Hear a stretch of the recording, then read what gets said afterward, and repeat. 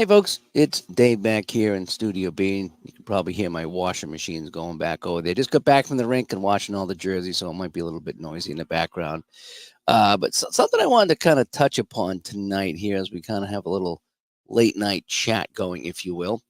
Um, One of the things is that talking about putting the real in your replay is kind of what I'm going after tonight. And what I mean by that is so as you know, I'm playing a lot of Apple football, and especially with football, a lot of people will cap the players at their longest run or longest catch, if you will. So, in other words, if pick a player, Tony Dorsett. If Tony Dorsett's longest run from scrimmage was 30 yards, let's say, in 1977, then he can't get a run more than 30 yards. So if he gets a 50-yard run, it's 30. So they cap it at that. And and the argument is you want to keep it real, okay? You don't want them running for 99 yards, for touchdowns all the time. You want to keep it real. Understandable. And then there's sometimes people, they play games where if someone didn't hit a home run, then they can't hit a home run. And there's hockey games I play that if a guy didn't score a goal, he's got a 0 rating, he can't score a goal. Um, I don't know what the basketball equivalent will be. I don't play enough basketball, but those are the three sports that I play, and so yeah. So there's some people that do that. Let me just tilt my camera down just a little bit here. So that there's some people that play it that way. And again, your way, your game. If it's fun for you, then it doesn't matter to me. Um, but I was talking with Jason there from Flash Football there, who was playing Apple football, and he was talking about, I think he does that in his game. And again, that's fine. But my argument was, how much real do you want in your replay? Is kind of what I was getting at. So again, do you want to cap everybody at what they capped at? And that's that. But do you do it the other way?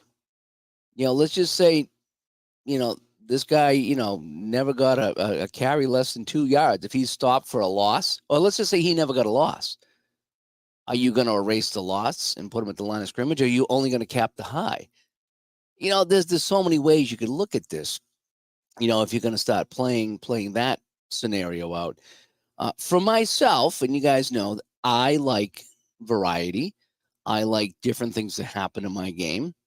And so for me, I think it's really cool and really special if someone who never scored a goal gets a goal, or if someone who's never hit a home run hits a home run.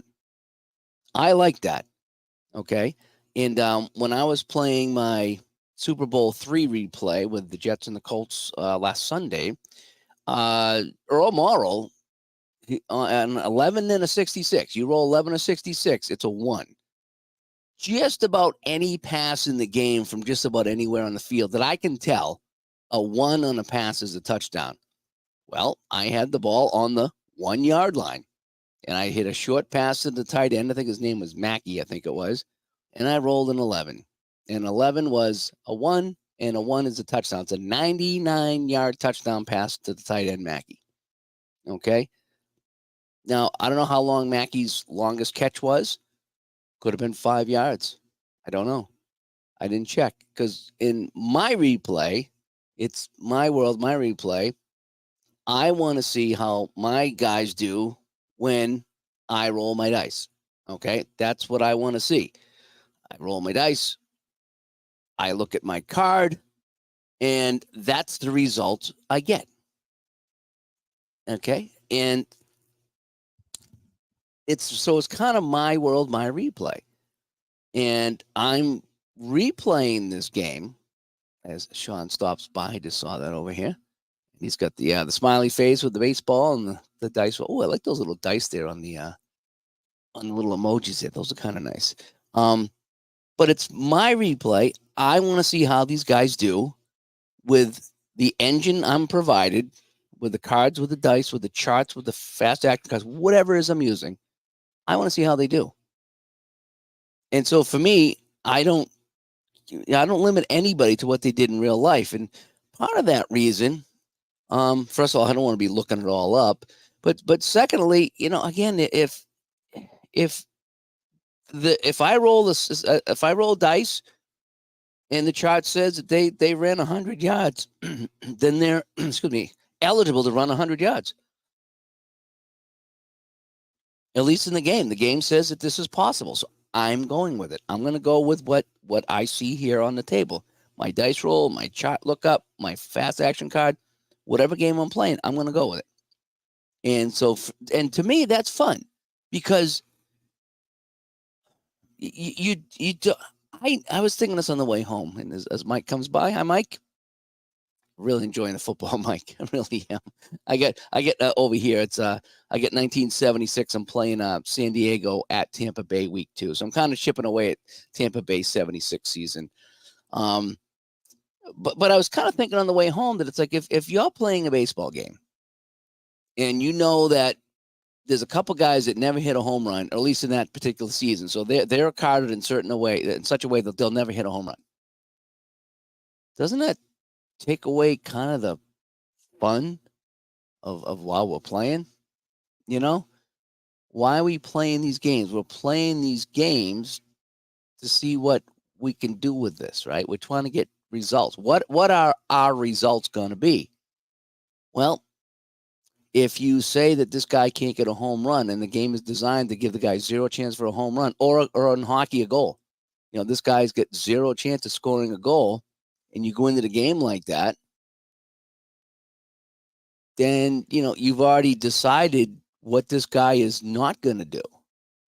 And for me, I'm not a big fan of that. Hang on one second. Let me, I was adjusting my monitor here. Sorry about that. When I was playing around with my setups this weekend. So my monitor's all messed up too. So the idea that I'm going to go into a hockey game knowing that this guy here is not going to be able to score a goal. Every time he gets the puck, I don't even need to roll the dice because he can't score a goal. To me, that's not fun. That's not why I play. This guy comes up to the plate. He's never hit a home run, or he's hit one career home run, whatever it is. He comes up to the plate, and there's no way he can hit a home run. That takes away the fun of this, because the fun of this game is not knowing what's going to happen and what's going to happen on my replay. Now I can see the other side of that, because when I was playing, who was it? I was playing Houston, Tampa Bay 76. That was opening week for Tampa Bay. And Houston was terrible. They couldn't get the ball over the 50-yard line. They were just terrible. And I threw a short or medium pass from Pastorini to Burrows, I think it was, and I rolled a 66, which was, I think, was a 2, and it's a touchdown, 68-yard touchdown pass. So Houston finally scores. A little bit later on, I think it was the next quarter, or maybe the same quarter, same thing. I rolled a 66. I got a 2, and on the pass, it's another touchdown pass. So that was a 62-yarder. So Pastorini threw 2 touchdown passes. I think both were over 60 yards, and Houston wins the game. And that's the only way they win the game, is because they got 2 long passes from Pastorini. Okay. Now, it just so happens they're playing the Tampa Bay Buccaneers from 76, so that's completely believable. But let's just say they were playing the Raiders or the Steelers. The Raiders and the Steelers, are they going to give up 2 60-plus yard touchdown passes? Probably not. But in my game, they did. And that's why I'm playing this, is I want to see what happens in my game. And I don't want to say, well, Pastorini didn't throw a pass over 40 yards, so I'm capping him at 40 yards, and that's it. And like Greg said, we had Greg on the show, Greg and Jeff on the show, 2 APA football experts. And Greg said the same thing. He goes, when he's playing head-to-head, he might do the cap thing. But when he's playing by himself, he says it's all baked into the cards. The entire season is baked in to the cards and the charts, and you're rolling the dice and to see what happens. And everything should be in there. The shorter games, the longer games, everything should be in there. And it should at the end balance out. So those 2 long passes by Pastorini to those guys there, yep, they were extremely long. But, they should balance out later on with dice rolls going the other way. Okay. And again, am I going to say, well, I'm going to cap the big runs and the big passes, but I'm not going to cap the little ones. What if Pastorini, never threw a pass for less than 5 yards? If I throw a 2-yard pass, do I bump it up to 5?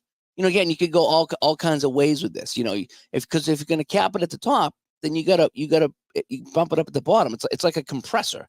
Anybody that's in music knows what a compressor is. It brings down the highs, but it also brings up the lows. And that's what it's supposed to do. It's supposed to even it out. So if you're going to bring down the highs, how many people bring up the lows? Do they even bother looking at the lows? Maybe that's something to think about. But I was thinking that on my way home tonight from the rink. I was like, how much fun can this be knowing that this guy can't score a goal or this guy can't, get a home run, or even with the field goal kickers? If the guy's long field goal was like 45, I think he should be able to hit a 47 or maybe even a 50-yarder. I wouldn't say 55, but give him the 66 roll. Give him that to hit a field goal longer than he hit within reason. I think Grant, with his quick decks football and his on the turf, I think it was called. I think his field goal kickers, he gives them 3 yards. So if their long was 50, there's a potential to hit 53, and that's where he caps it. And I think that's fair. I think that's fair. So if you successfully hit a 50-yarder, maybe you didn't connect from longer than 50, but you should have that chance to hit that 53. 58, okay, now that's a little long to this guy. He just can't hit it. So yeah, I'm a big fan of letting it play out. And if the game is good enough, then a guy to hit no home runs is not going to hit 10 if the game is good enough and you play it the right way. It shouldn't happen. And if it does, well, then you got an anomaly on your hands, As we get back to the chat room here, Sean says he agrees to phrase the old APA boss. Okay, I'm not sure what that is, but hopefully it is. David says, yeah, he's got some good comments going on here. He likes to chat.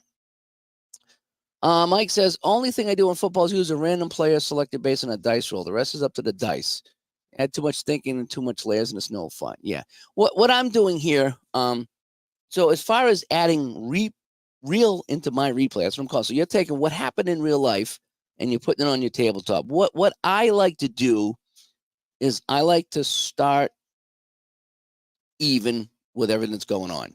Okay, so I'll look at the game, whether it's hockey, football, or baseball, and I'll try to put in as many guys as I have carded. If the game has the guys card. If I don't have a card for the guy, there's nothing I can do.